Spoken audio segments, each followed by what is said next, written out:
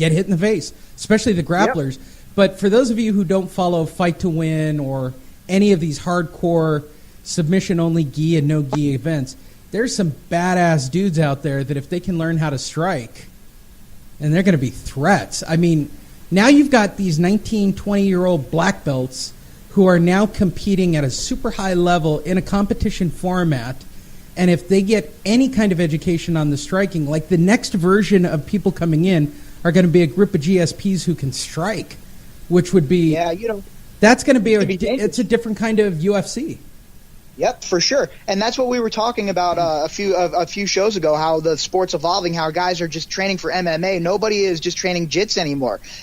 So if you're going into this and you're, say you're 37, 38 and you have a, 8, 10, 11-year-old son, you're not just taking him to jits class. If he's serious about competing, he's wrestling in high school, he's doing jiu-jitsu, he's going to Muay Thai class, he's boxing, whatever. He's going to a whole a varied number of things. And in 10 years, these kids are going to be complete and utter murderers in the octagon. Yeah, I've been waiting for this current crop of the Tonin class for these guys to start wanting to make real money, because I know they're not making any money at these submission matches. So the carryover's got to happen. They're obviously the next breed and the next batch.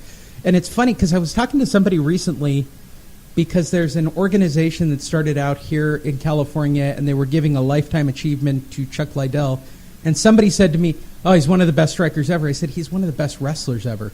I go, what are you talking about? He's a knockout artist. I said, he's the greatest stand-up wrestler you will ever see in your life. Ever, ever, ever, ever. He wrestled up. Yeah, no, Chuck is one of those guys, and I was just going to say, with the new class of jiu-jitsu guys that you've like you're talking about with Tonin and these newer guys, it parallels a lot of the great wrestlers when MMA first came around. Mark Coleman's of the world, Don Fry's of the world. You had all these great guys that were just insanely great wrestlers. R.I.P. Kevin Randleman.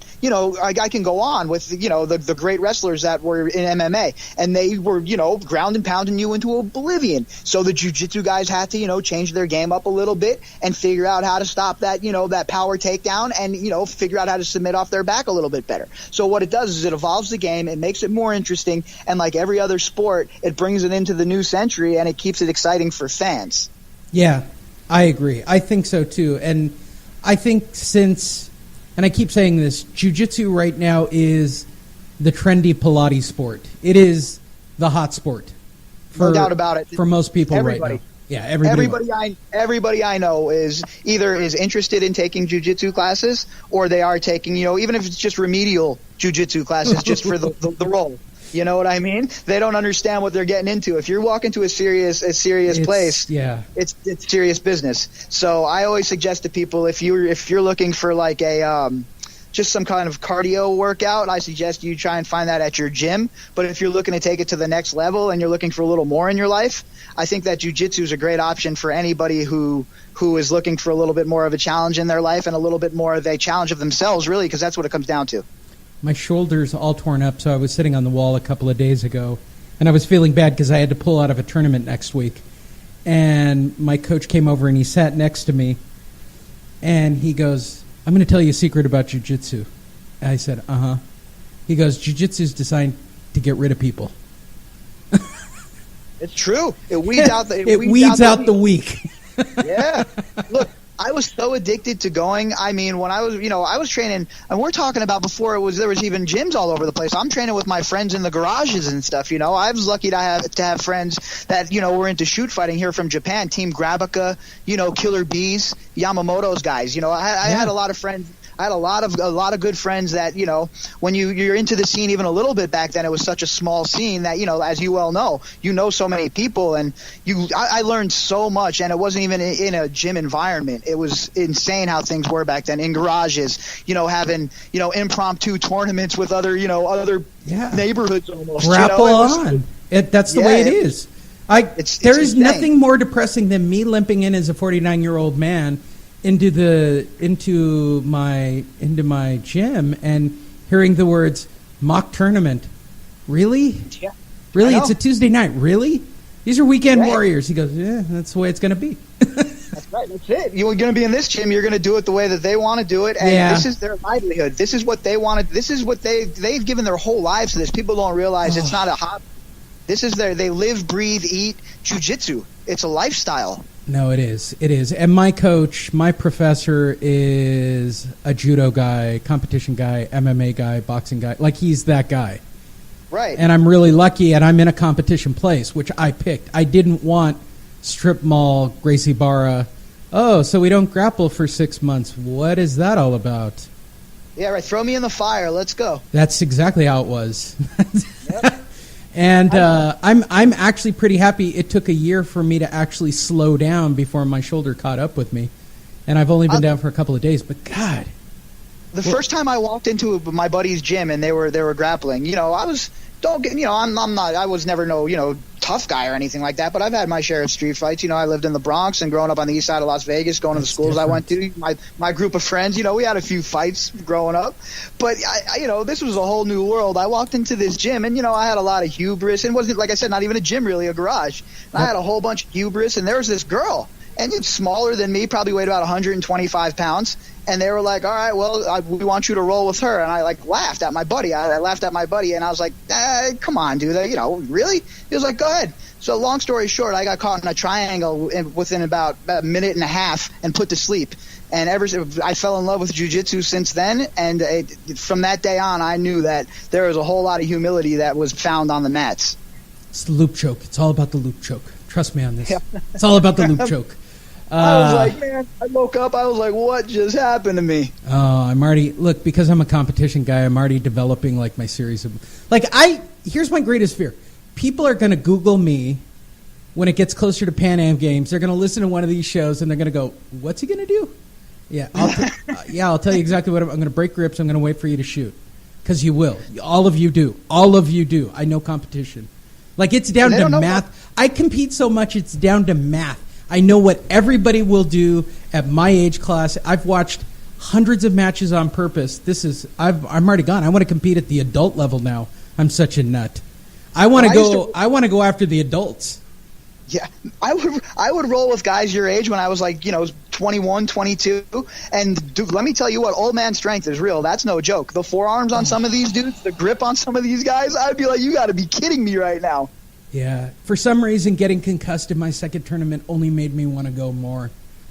It's that sick mentality that drives people that not only want to achieve their goals that they have set for themselves, but their dreams. I mean, for me with Mount Everest, it's not even a question of, am I going to do it?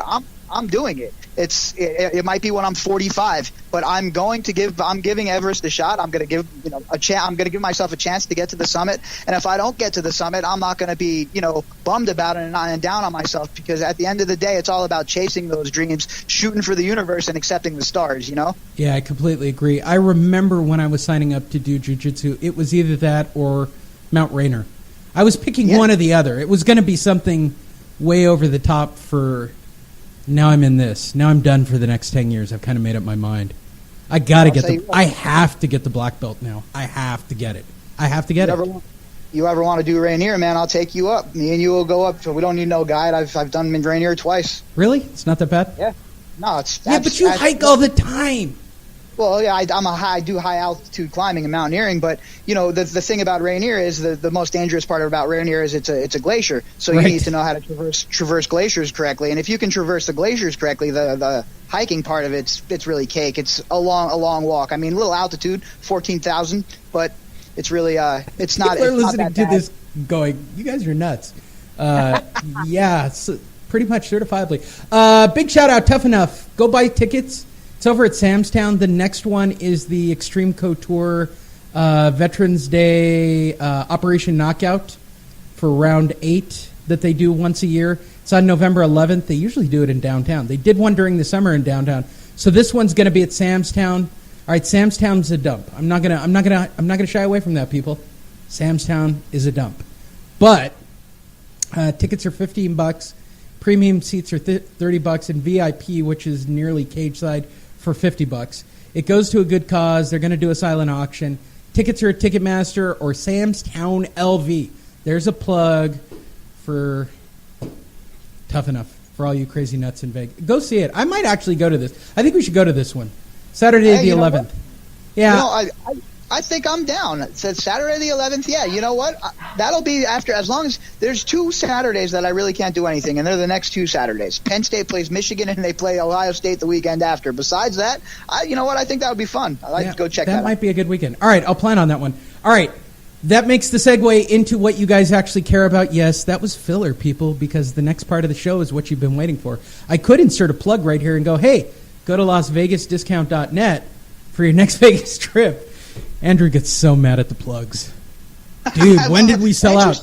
I can't call it a sellout until they start clicking on it, Andrew. It's not a sellout yet. Andrew's like the honey badger, bro. You start riling him up, he's not having it, man. Andrew's the best. I love Andrew, dude. I'll tell you what. Andrew, by the way, is he's so bent out of shape about the Raiders and their demise. And now that there's money in Vegas, he's even more pissed off. I told you, man, 5-11 without Carr. It's hilarious. Even with him back playing hurt, I think this is dangerous ground, and I really think that they should sit him, man. I didn't have the heart to spike the ball on him after they lost to the Chargers. Yeah, that was you know what? That was brutal. We didn't do the show. Obviously, I was in cardiac arrest from the Yankees in Cleveland series, so I was a little predisposed and not myself, I guess you would say, that night. But I really thought that this was a great spot for the Chargers, because even with Carr coming in playing hurt, he's not the Carr that we're used to, and he doesn't have the dynamic skill package that he does when he's completely healthy. Yeah, I don't disagree with that at all. All right, let's do college real quick before we get way off on it, because pro football has major parity happening. Alabama, roll tide. They just keep kicking ass and taking names. They're 7-0. They're going to Tennessee's coming in. So the Vols will be getting 354 points to face this Alabama team. Yeah, they need 350 on top of that. Yeah, the Alabama's tough this year. My God. Here's the thing about Alabama. If you can't match Alabama's speed on the corners, you have zero chance to beat this team. Tennessee is not the Tennessee of old. They're not Peyton Manning's Tennessee. This isn't the Tennessee that we're used to in the old days. This Tennessee team, they're young, 3-3. They'll probably make a bowl game this year. But this isn't the game where they're going to come of age. This isn't going to be Syracuse and Clemson. This is nothing like that. I like Alabama in this game, but I have zero desire to lay 36 points. And I'll tell you what, I probably won't even add it to my teaser at 32, at 30, because it's not even – there's other bets on the board that I think are a little bit more interesting.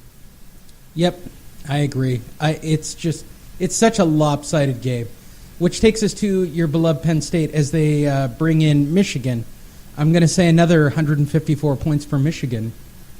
Absolutely not. It's only a 9.5-point spread. Oh, I'm taking Penn State and giving up the points. That's a no-brainer. Yeah. Look, I have this as a zeroed-in keyed game. I love Penn State at the minus 9.5. What that means is it's a 2-score victory for us here if we want to cover. The touchdown and a field goal gets us our cover. That half point is crucial. If it goes up to 10, I might shy away a little bit, but I'm definitely interested in teasing it down to Penn State minus 3.5 right here, and maybe even doing Penn State at having a 6.5-point teaser to get rid of the hook altogether on the tease. But I think that, as you all know from listening to the show, I am not high on Michigan. I'm not a big fan of what Harbaugh has done there. I don't think that they have the quarterback play that it's going to take to beat Penn State. I don't think that they're ready to come into Happy Valley with 110,000 in the whiteout going absolutely bonkers and stop Saquon Barkley. I don't think this is the week for Michigan. This isn't the week that the story ends for Penn State. The whiteout comes through. Saquon Barkley goes for another 200 plus.